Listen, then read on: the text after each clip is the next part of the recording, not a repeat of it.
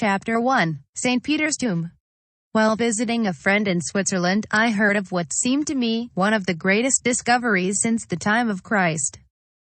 That Peter was buried in Jerusalem and not in Rome.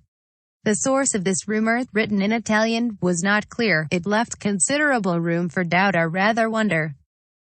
Rome was the place where I could investigate the matter, and if such proved encouraging, a trip to Jerusalem might be necessary in order to gather valuable first-hand information on the subject. I therefore went to Rome.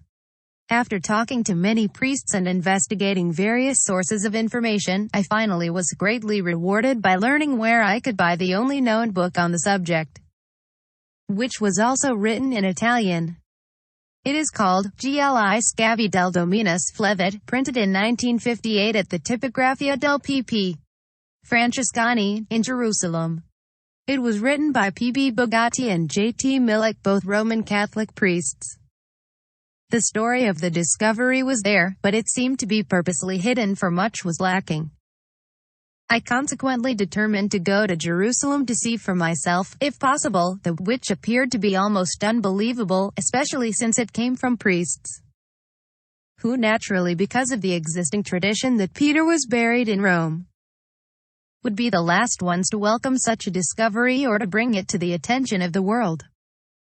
In Jerusalem I spoke to many Franciscan priests who all read, finally, though reluctantly, that the bones of Simon Bar Jonah, St. Peter, were found in Jerusalem, on the Franciscan monastery site called Dominus Flevit, where Jesus was supposed to have wept over, pg. 4. Jerusalem, on the Mount of Olives. The pictures show the story. The first show an excavation where the names of Christian biblical characters were found on the ossuaries, bone boxes. The names of Mary and Martha were found on one box, and right next to it was one with the name of Lazarus, their brother. Other names of early Christians were found on other boxes. Of greatest interest, however, was that which was found within 12 feet from the place where the remains of Mary, Martha and Lazarus were found, the remains of St. Peter. They were found in an ossuary, on the outside of which was clearly and beautifully written in Aramaic, Simon Bar Jonah. The charcoal inscription reads, Shimon Bar Yonah, which means, Simon, Peter, son of Jonah. Matt 16:17. And Jesus answered and said unto him, Blessed art thou, Simon Bar Jonah, for flesh and blood hath not revealed it unto thee, but my Father which is in heaven. I talked to a Yale professor, who is an archaeologist, and was director of the American School of Oriental Research in Jerusalem. He told me that it would be very improbable that a name with 3 words, and one so complete, could refer to any other than St. Peter. But what makes the possibility of error more remote is that the remains were found in a Christian burial ground, and more yet, of the 1st century. The very time in which Peter lived.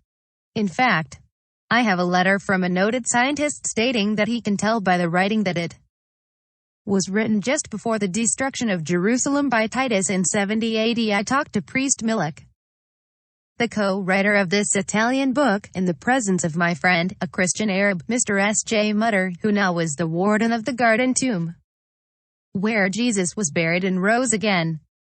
This priest, Milek, admitted that he knew that the bones of St. Peter are not in Rome. I was very much surprised that he would admit that, so to confirm his admittance, I said, to which he also agreed, there is 100 times more evidence that Peter was buried in Jerusalem than in Rome. This was something of an understatement. For he knew, as I know, that there is absolutely no evidence at all that Peter was buried in Rome. I have spoken on the subject to many Franciscan priests who either were or had been in Jerusalem, and they all agree that the tomb and remains of St. Peter are in Jerusalem. There was just one exception, which is interesting and which only proves the point.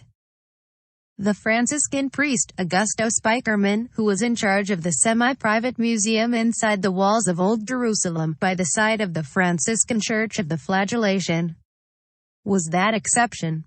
When I asked to see the museum, he showed it to the 3 of us, Mr. Mutter, who in addition to being warden of the Tomb of Christ, had been the manager of an English bank in Jerusalem, a professional photographer, and myself. But he told us nothing of the discovery. I knew that the evidence of Peter's burial was there, for priests had told me that relics from the Christian burial ground were preserved within this museum. People who lived in Jerusalem all their lives and official guides who are supposed to know every inch of the city, however, knew nothing of this PG-5 discovery. So well was it withheld from the public. I had asked an elderly official guide where the tomb of St. Peter was. He responded in a very profound and majestic tone of voice, "The tomb of St. Peter has never been found in Jerusalem." "Oh," I said. "But I have seen the burial place of Peter with my own eyes." He turned on me with a fierceness that is so common among Arabs. "What?" he replied.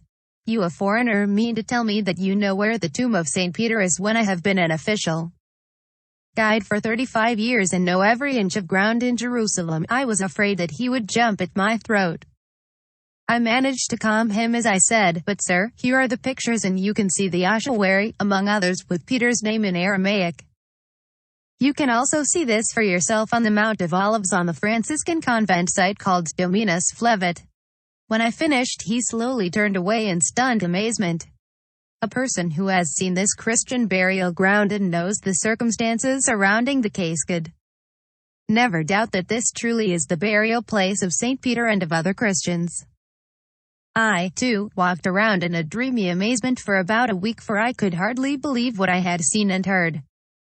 Since the circulation of this article, they do not allow anyone to see this burial place. Before things had gone very far, I had been quite discouraged, for I could get no information from the many priests with whom I had talked. However, I continued questioning priests wherever I would find them. Finally, one priest dropped some information. With that knowledge, I approached another priest who warily asked me where I had acquired that information.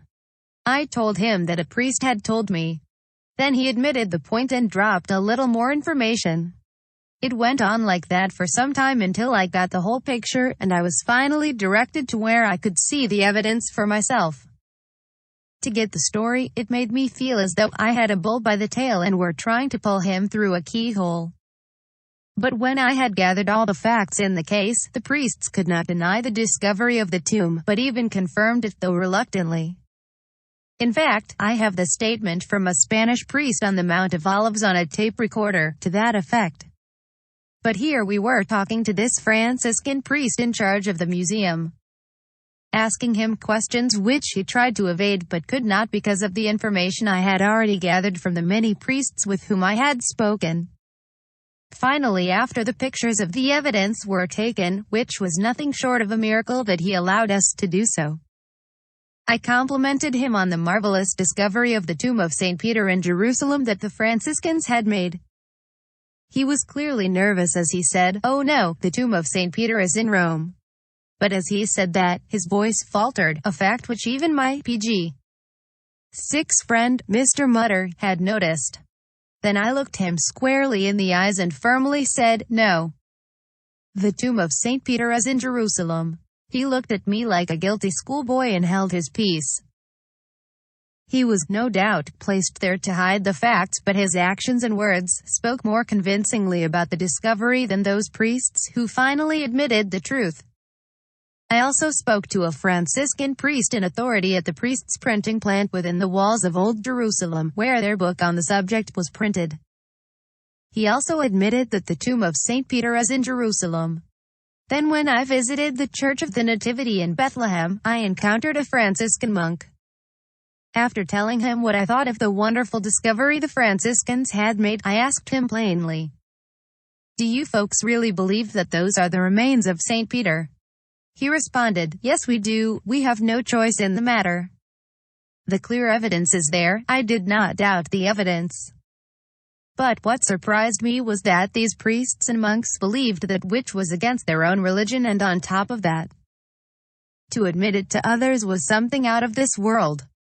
Usually a Catholic, either because he is brainwashed or stubbornly doesn't want to see anything only that which he has been taught, will not allow himself to believe anything against his religion, much less to admit it to others. But there is a growing, healthy attitude among many Catholics to prove all things, hold fast to that which is good, as the Master admonished us all. Then I asked, does Father Bugatti, co-writer of the book in Italian on the subject, and archaeologist, really believe that those are the bones of St. Peter? Yes. He does, was the reply. Then I asked, but what does the Pope think of all this? That was $1,000 question and he gave me $1 million answer. Well, he confidentially answered in a hushed voice.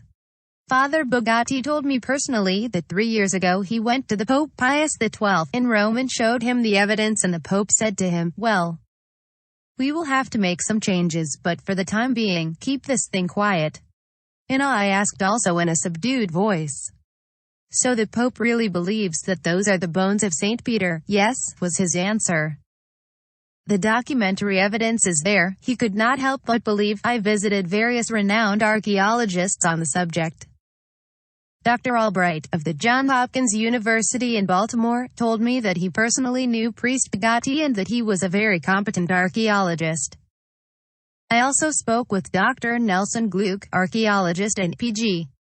7, president of the Hebrew Union College in Cincinnati, Ohio. I showed him the pictures found in this article.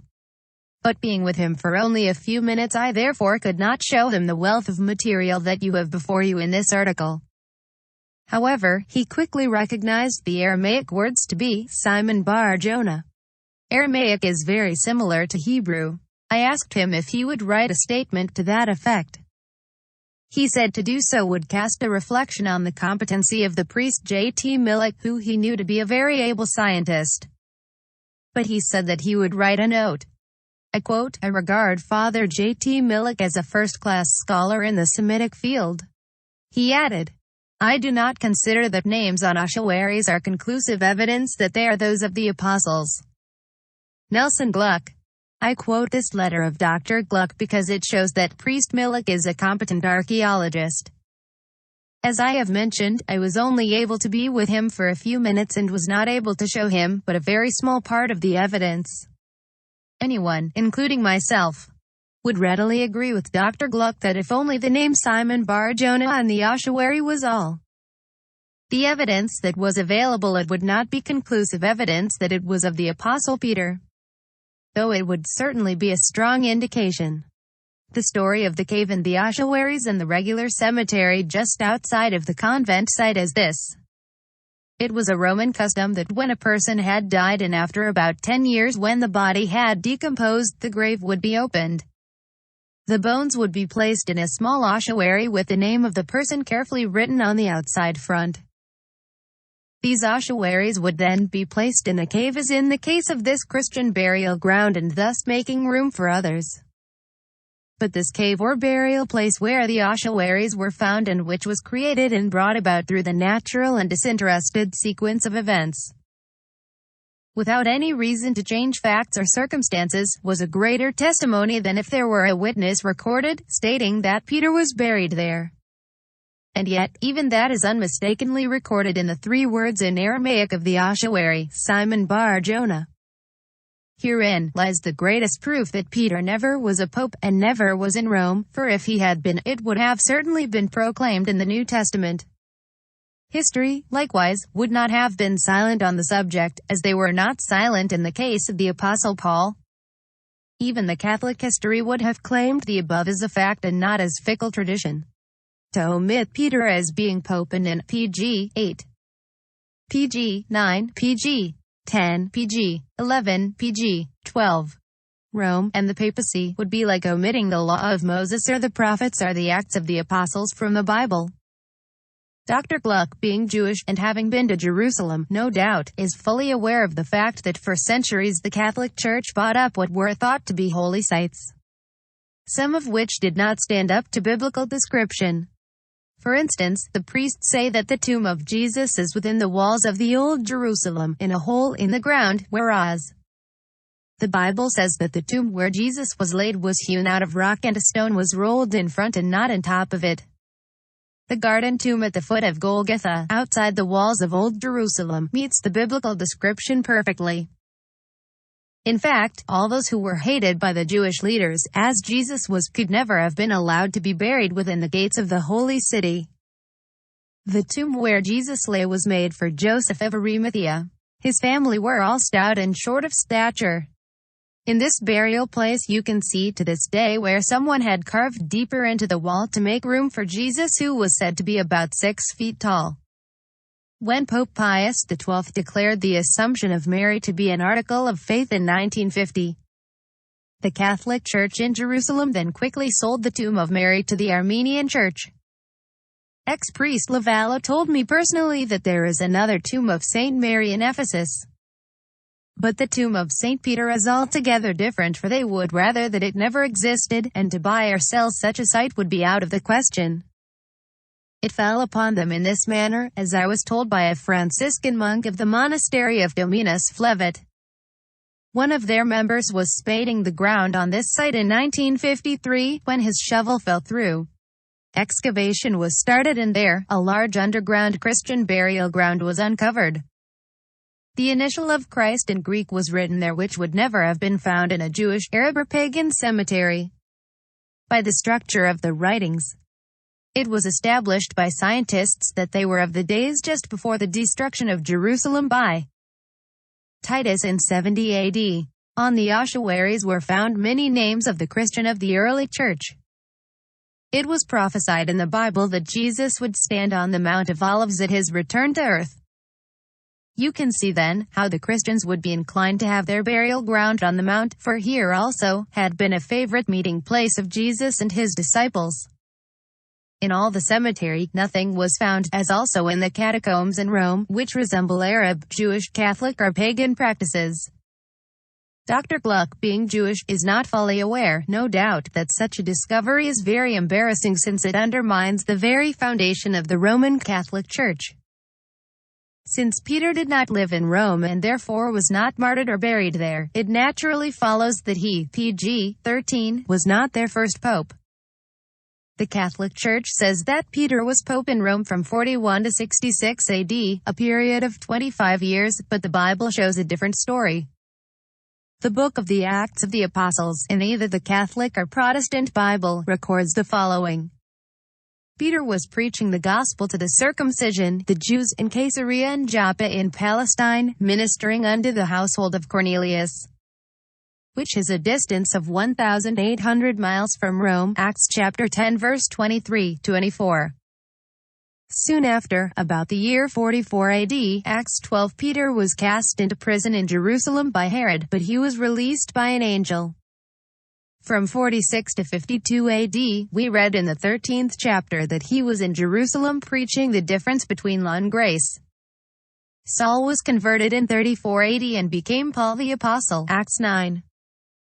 Paul tells us that 3 years after his conversion in 37 AD, he went up to Jerusalem to see Peter. Galatians chapter 1 verse 18, and in 51 AD, 14 years later, he again went up to Jerusalem. Gal. 2:1-8, Peter being mentioned. Soon after that he met Peter in Antioch, and as Paul says, withstood him to the face, because he was to be blamed. Gal. 2:11. The evidence is abundant, the truth is clear from the scriptures which have never failed. It would be breathtaking to read of the boldness of Paul in dealing with Peter. Very few, if any, have withstood a pope and lived, except in these days when everybody seems to withstand him. If Peter were pope it would have been no different. Paul does not only withstand Peter but rebukes him and blames him of being at fault. This reminds me of my visit to the St. Angelo Castle in Rome. This castle, which is a very strong fortress, is connected with the Vatican by a high arched viaduct of about a mile in length, over which popes have fled in time of danger. The Roman Catholic guide showed me a prison room which had a small airtight chamber in it. He told me that a cardinal who had contended with a pope on doctrine was thrown into this airtight chamber for nearly 2 hours until he almost smothered to death. He then was led to the guillotine a few feet away and his head was cut off. Another thing remained with me forcibly. The guide showed me through the apartments of the various popes who had taken refuge there. In each case he also showed me the apartment of the mistresses of each of the popes. I was amazed that he made no attempt to hide anything. I asked him, "Are you not a Catholic?" He humbly answered, "Oh yes, I am a Catholic, but I am ashamed of the history of many of the popes." but I trust that our modern popes are better. I then asked him, surely you are aware of the affair between Pope Pius XII and his housekeeper. Many in Rome say that she ran pg. 14, the affairs of the Pope and the Vatican as well. He hung his head in shame and sadly said, yes, I know. All this explains why the Catholic Church has been so careful to keep this discovery unknown. They were successful in doing just that from 1953, when it was discovered by the Franciscans on their own convent site, until 1959. Having succeeded for so long in keeping this thing quiet, as the Pope had admonished, they were off guard when a fellow at that time came along who appeared harmless but persistent. Little did they know that this fellow would publish the news everywhere. Their position in the world is shaky enough without this discovery becoming generally known. As I have mentioned, I had a very agreeable talk with Priest Milik, but I did not have the opportunity to see Priest Bugatti while in Jerusalem. I wrote to him, however, on March 15, 1960, as follows. I have spoken with a number of Franciscan priests and monks, and they have told me about you and the book of which you are a co-writer. I had hoped to see you and to compliment you on such a great discovery, but time would not permit. Having heard so much about you and that you are an archaeologist with the evidence in hand, I was convinced with you. Concerning the ancient burial ground that the remains found in the ossuary with a name on it, Simon Bar Jonah, written in Aramaic, were those of St. Peter. It is remarkable that in his reply he did not contradict my statement, which he certainly would have done if he honestly could have done so. I was very much convinced with you that the remains found in the ossuary were those of St. Peter. This confirms the talk I had with the Franciscan monk in Bethlehem and the story he told me of Priest Bugatti's going to the Pope with the evidence concerning the bones of St. Peter in Jerusalem. In his letter one can see that he is careful because of the Pope's admonition to keep this discovery quiet. He therefore wrote me that he leaves the whole explanation of the Aramaic words, Simon Bar Jonah, to Priest Milik. This is a familiar way of getting out of a similar situation. In Priest Bugatti's letter one can see that he is in a difficult position. He cannot go against what he had written in 1953, at the time of the discovery of this Christian Jewish burial ground, nor what he had said to the Franciscan monk about his visit to the Pope. However, he does raise a question which helps him to get out of the situation without altogether contradicting himself and at the same time putting a smoke screen around the truth. He wrote, supposing that it is Jonah on the ossuary, as I believe, it may be some other relative of St. Peter, because names were passed on from family to family. To be able to propose the identification of it with St. Peter would go against a long tradition, which has its own value. Anyway, another volume will come, pg. 15, soon that will demonstrate that the cemetery was Christian and of the 1st century to the 2nd century AD. The salute in God, most devoted, P.B. Bugatti CFM. As I have shown. After the admonition of the Pope to keep this thing quiet, Priest Bugatti leaves the interpretation of the whole matter to Priest Milik, who offers several suggestions but in the end declares that the original statement of Priest Bugatti may be true. That the inscription and the remains were of St. Peter. It is also very interesting and highly significant that Priest Bugatti, in his attempt to neutralize his original statement and the consternation the discovery had and would have if it were generally known, says in reference to the name Simon Bar Jonah, Street, Peter, it may be some other relative of St. Peter. Because names were passed on from generation to generation. In other words, he says that Peter's name, Simon Bar Jonah, could have been given him from a relative of the same name of generations before him, or could belong to a relative generations after St. Peter. Both speculations are beyond the realm of the possible. First of all, it could not refer to a relative before St. Peter, for the Christian burial ground could only have come into being after Jesus began his public ministry and had converts, and therefore could not belong to a relative before Peter's time, since only those who were converted through Christ's ministry were buried there. Titus destroyed Jerusalem in 70 AD and left it desolate. Therefore, it is impossible that the inscription could refer to a relative after Peter's time. One encyclopedia explains the destruction in these words: with this event the history of ancient Jerusalem came to a close.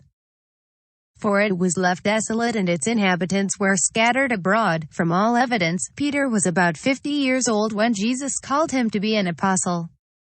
And he died around the age of 82. Or about the year 62 AD, since by these figures there was only 8 years left from the time of Peter's death until the destruction of Jerusalem. It was then impossible that the inscription and remains belonged to generations after Peter. In those days names were passed into another only after a lapse of many years. But let us say that immediately after the death of St. Peter, a baby was christened, Simon Bar Jonah.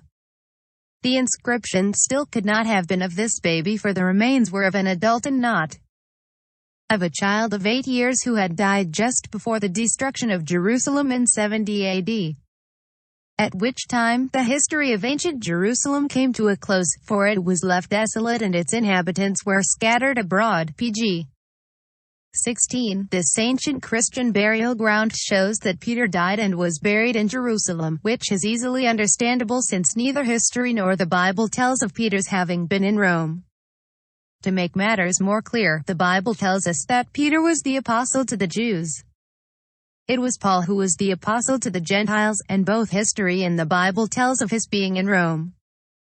No wonder that the Roman Catholic Bishop Strasmayer, in his great speech against papal infallibility before the Pope in the Council of 1870 said, Scaliger, one of the most learned men, has not hesitated to say that St. Peter's episcopate and residence in Rome ought to be classed with ridiculous legends. Eusebius, one of the most learned men of his time, wrote the church history up to the year 325 AD.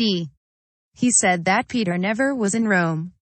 This church history was translated by Jerome from the original Greek, but in his translation he added a fantastic story of Peter's residence in Rome. This was a common practice in trying to create credence in their doctrines, using false statements, false letters and falsified history. This is another reason why we cannot rely on tradition, but only on the infallible Word of God. The secrecy surrounding this case is amazing, and yet understandable, since Catholics largely base their faith on the assumption that Peter was their first pope and that he was martyred and buried there.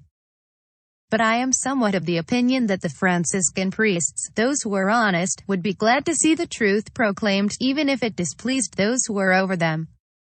While visiting with priest Milek, I told him of the highly educated priest with whom I had spoken just before going from Rome to Jerusalem. He admitted to me that the remains of Peter are not in the tomb of St. Peter in the Vatican. I asked him what had happened to them. He responded, "We don't know, but we think that the Saracens stole them away." First of all, the Saracens never got to Rome, but even if they had, what would they want with the bones of Peter? But they never got to Rome, so there it ends. We had a good laugh together, but more so when I told him of my discussion with a brilliant American priest in Rome. I asked this American priest if he knew that the bones of Peter were not in the tomb of St. Peter in the Vatican. He admitted that they were not there. However, he said that a good friend of his, an archaeologist, had been excavating under St. Peter's Basilica for the bones of St. Peter for a number of years, and 5 years ago he found them. Now a man can be identified by his fingerprints, but never by his bones. So I asked him how he knew they were the bones of St. Peter. He hesitated and tried to change the subject, but on my insistence he finally explained that they had taken the bones to a chemist, and they were analyzed, and it was judged that the bones were of a man who had died at about the age pg 17 of 65, therefore, they must be Peter's. How ridiculous can people be? Mark you, all the priests agree that the Vatican and St. Peter's were built over a pagan cemetery. This was a very appropriate place for them to build since, as even Cardinal Newman admitted, there are many pagan practices in the Roman Catholic Church. You realize surely that Christians would never bury their dead in a pagan cemetery. And you may be very sure that pagans would never allow a Christian to be buried in their cemetery. So, even if Peter died in Rome, which is out of the question, Surely the pagan cemetery under St. Peter's Basilica would be the last place in which he would have been buried.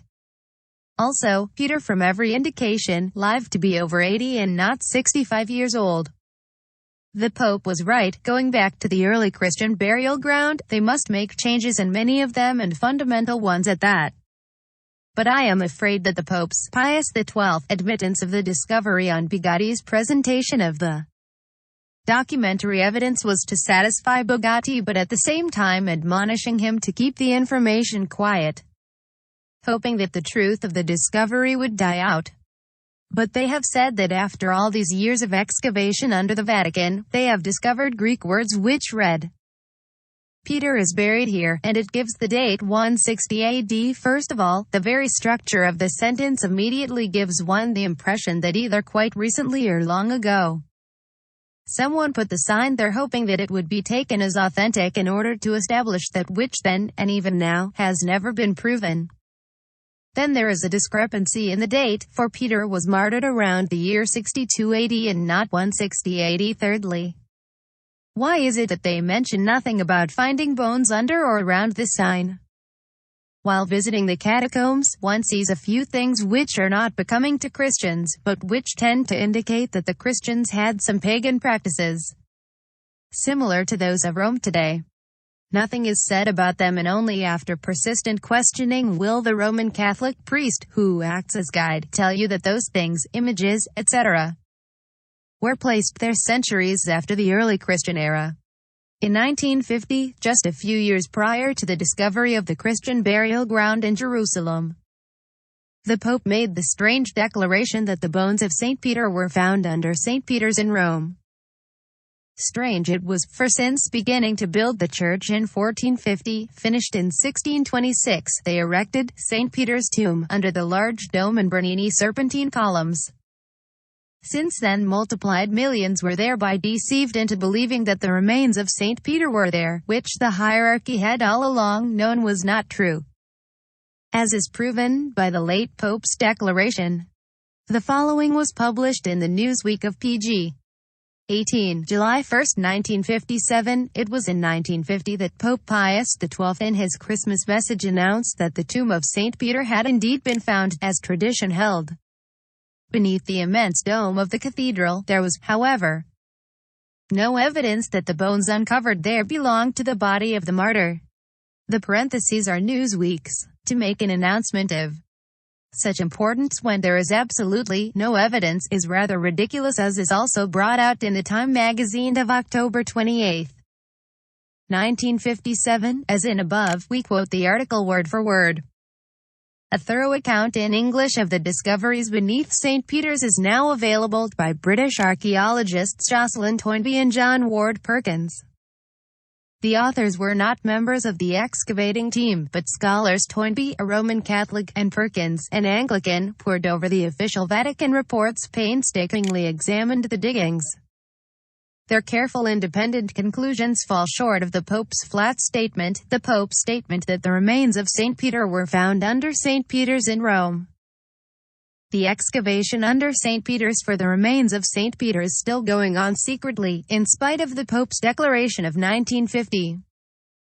Then in 1965, an archaeologist at Rome University, Professor Margherita Garducci, tells of a new set of bones belonging to Peter. The story was fantastic but lacked common sense and even bordered on the infantile, but a drowning man will grab for a straw, and a straw it was to many. But the Palo Alto Times, California, May 9, 1967, came out with an article on the subject, and I quote, other experts, among them Monsignor Joseph Roychert, vice prefect of the Vatican Library, are not convinced by Ms. Garducci's evidence. There are too many unknowns, he told reporters on a recent tour of the Vatican grottos. There is no continuous tracing of the bones. We lack historical proof. They could be anyone's bones. The Vatican would seem to be on the Monsignor's side because so far it has taken no steps to officially recognize the bones as St. Peter's, continues the article. A similar article in the Valley Independent, Monas and Pa, May 10, 1967, the intelligent priest of whom I have mentioned said that Peter's bones were found and he was a man who died of about 62 years of age, the tests indicated. Pope Pius XII declared these bones were the bones of St. Peter, in his Christmas message of 1950. These were the same as claimed by Newsweek. There was, however, no evidence that the bones uncovered there belonged to the body of the martyr, Peter, as well as the above doubtful statements of the archaeologists working on the case. The Pope, notwithstanding, was overjoyed to think they had found the bones of St. Peter until further examination proved that these bones were those of a woman.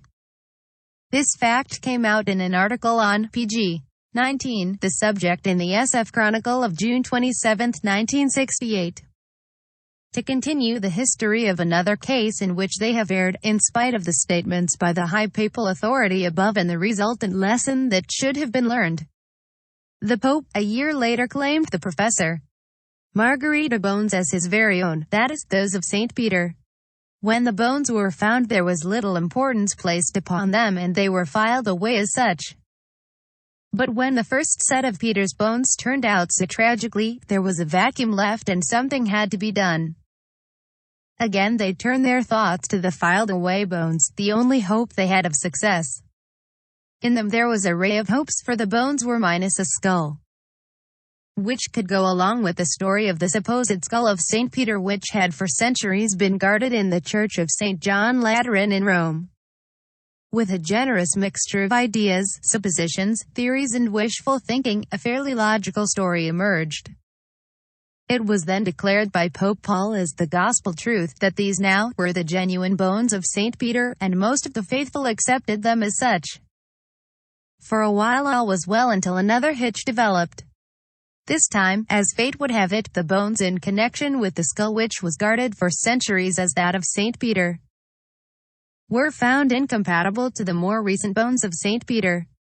The dilemma was terrible. They were between the devil and the deep blue sea.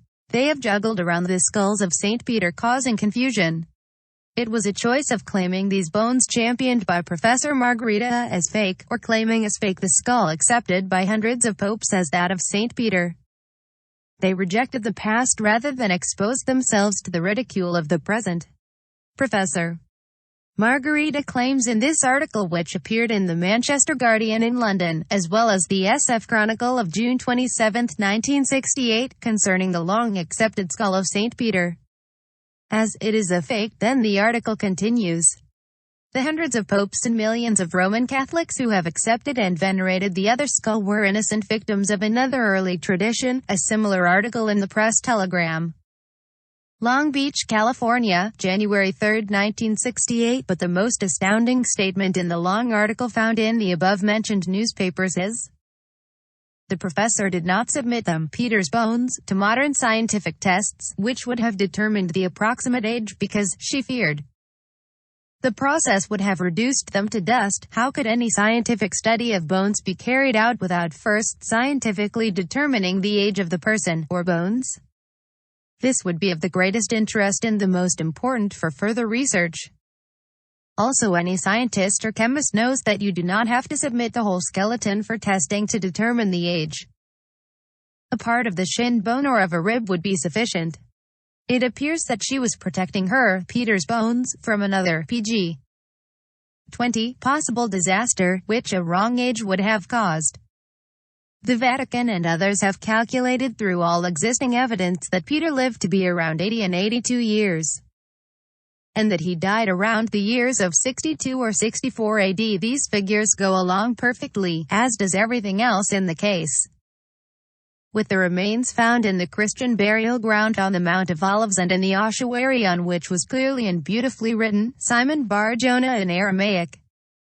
The following was taken from the book, Races of Mankind, page 161, strained attempts to have Peter, the apostle to the Hebrews of the East, in Paul's territory at Roman martyr there are unworthy of serious consideration in the light of all contemporary evidence.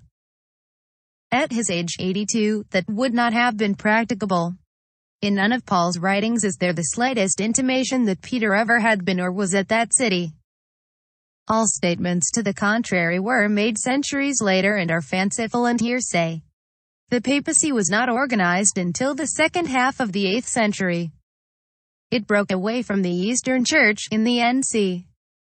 Brit. 13th ed., Volume 21, page 636, under Pippin III. Also the Papacy, by Abuget, the great historian, Schaff, states that the idea of Peter being in Rome is irreconcilable with the silence of the Scriptures, and even with the mere fact of Paul's epistle to the Romans. In the year 58, Paul wrote his epistle to the Roman Church but does not mention Peter, although he does name 28 leaders in the Church at Rome, Rom. 16-7. It must therefore be concluded that if the whole subject is faced with detached objectivity, the conclusion must inevitably be reached that Peter was never in Rome. Paul lived and wrote in Rome, but he declared that, "Only Luke is with me." 1 Tim. 4:11. Copyright 1960 by F. Paul Peterson, 4th edition, 1971.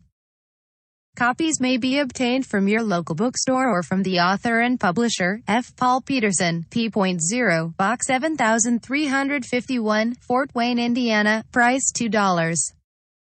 Permission is granted to reproduce any part of this book if title, price and address where it may be purchased are given.